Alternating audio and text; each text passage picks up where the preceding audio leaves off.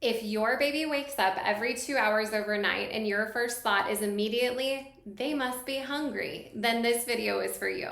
Because I can almost guarantee that you have been told one of two things.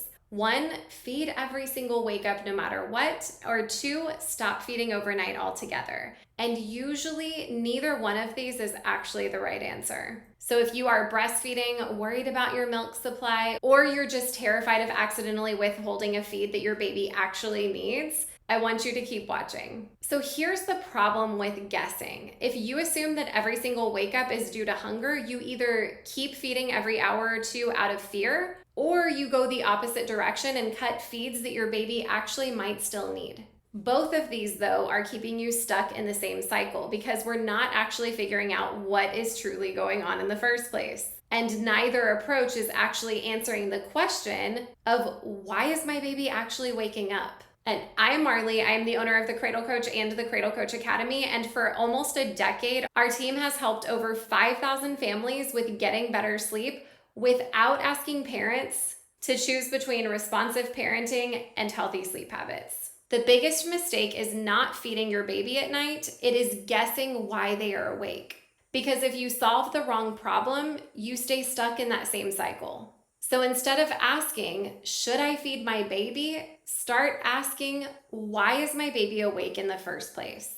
So let's go ahead and dive in. The first thing is understanding what the wake up itself is telling you. And before we get into it, I want to clarify something that is super important for this topic. Most babies need at least one feed overnight until they are about 6 months of age. Some babies, of course, will drop it earlier than that, and then other babies will end up needing a feed longer than that. That is totally normal. But what I'm about to walk you through is going to help you identify if your baby actually needs the feeding that they are waking up for in the middle of the night right now. So I want you to pay super close attention to how your baby is actually responding during one of those next overnight feeds. Are they staying engaged and taking a full typical feeding? Or do they start eating and then immediately start falling asleep? That difference alone usually tells us a lot about whether you're dealing with true hunger or a habit. Number two, we need to look at the entire picture, not just one isolated wake up.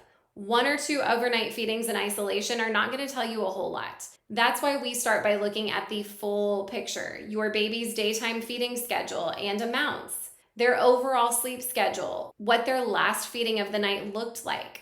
We never diagnose a problem in isolation because that is not going to help us come up with the actual right solution. Sometimes the baby is getting too much or too little daytime sleep, which leads to a sleep pressure problem, and then that leads to the baby waking up more often during the night. And that has nothing to do with hunger. Other times, a baby is snacking all day long and never getting real true feedings throughout the day. This leads to a caloric intake problem where baby is getting not enough to eat during the day, and therefore, yes, they are truly hungry overnight. So once daytime intake increases, then we naturally see that the night wakings decrease or stop completely on their own. There are a ton of moving pieces here, but the goal is always the same. Set your child up for success during the day and leading into bedtime so that they have everything they need to sleep through the night whenever it is age appropriate for them to do so. The third thing is I want you to understand that responsive feeding and great sleep can coexist. Supporting your feeding goals does not mean that you have to accept terrible sleep. Those two things are not in competition whatsoever. Actually, the two of them work very well together when done the right way. When we work with families, we do not start by forcing weaning. Hardly ever are you going to see us actually force weaning. We actually approach it by fixing these other pieces first: daytime schedule, independent sleep skills, and so much more, many of which we've already talked about. And then once those things are dialed in, most babies will usually stop waking for those extra night feeds all on their own. No forcing required, no cold turkey, nothing like that. So tonight, instead of asking, should I feed? I want you to look at the whole picture. How old is your baby? How did they eat today during the day? When was their last full feeding? Have they always woken at the exact same time? Start looking for patterns instead of reacting to individual wake-ups.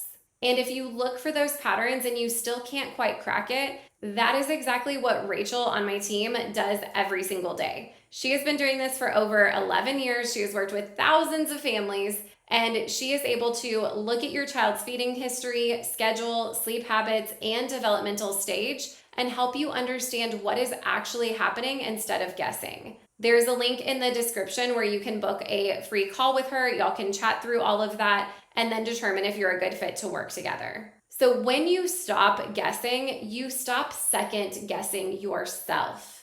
And I want you to let that sink in because parents tell us all the time that the biggest shift and the biggest relief for them wasn't even necessarily the extra sleep that they were getting. It was simply that they finally felt confident in the fact that they knew how to respond to their child in the right way at the right time. Your goal is absolutely not to feed less. It is to understand your baby well enough to know when they need a feeding and when they don't need a feeding. And one last thing before I let you go, if you are the friend that everybody already calls whenever their baby won't sleep, or if you've ever thought, I could do this for other families too, I want you to know that that is not a random thought. That is actually a whole career, and it's what we teach at the Cradle Coach Academy. It is called Pediatric Sleep Consulting, and with sleep consulting, you are able to get flexible hours, you work from home, you earn a real income, and you're still able to be fully present for your family. So if that has been something that has been sitting in the back of your mind and you want to learn how you can make money in this way,